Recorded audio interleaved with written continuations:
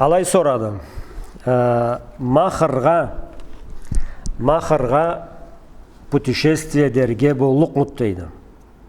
Махырны айтқан заманда жолаушылыққа шығарға, ары-бері барырға деп айтырға боллық мұт дейді.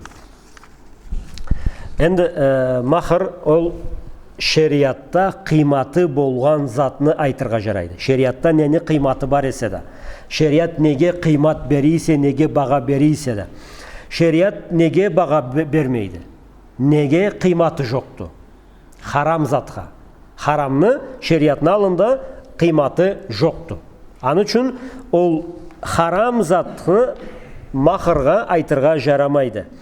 Сөз үшін ол жолаушылық, харам жолаушылық есе, ол махырға жарамайды. Сөз үшін бұлайда жолаушылықны түрлі мағынасы бар. Енді сөз біле айтып қойарға жарамайды, аңа ол харам, халал деген сыфатны біргесіне бұлай жабыштарға керекті.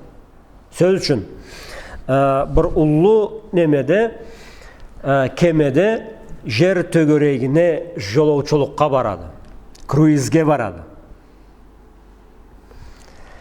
Енді скеліштіресті бұлай ақылыңызға келтіріп круизге барған болмас, салай анда-мұнда телевизорда көргеніңіз біле, ол не зат болғанын. Ол халал болырға боллықты,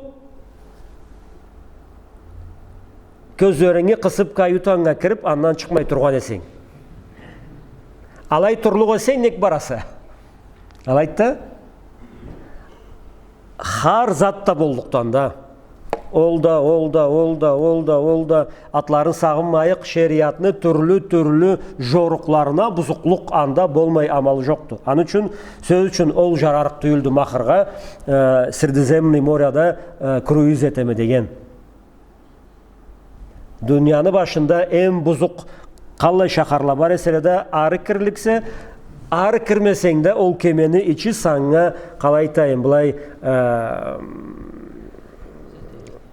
омақ жасалынған харамлық. Халал жолаушылық есе жарарықты, харам есе жарарық түйілді.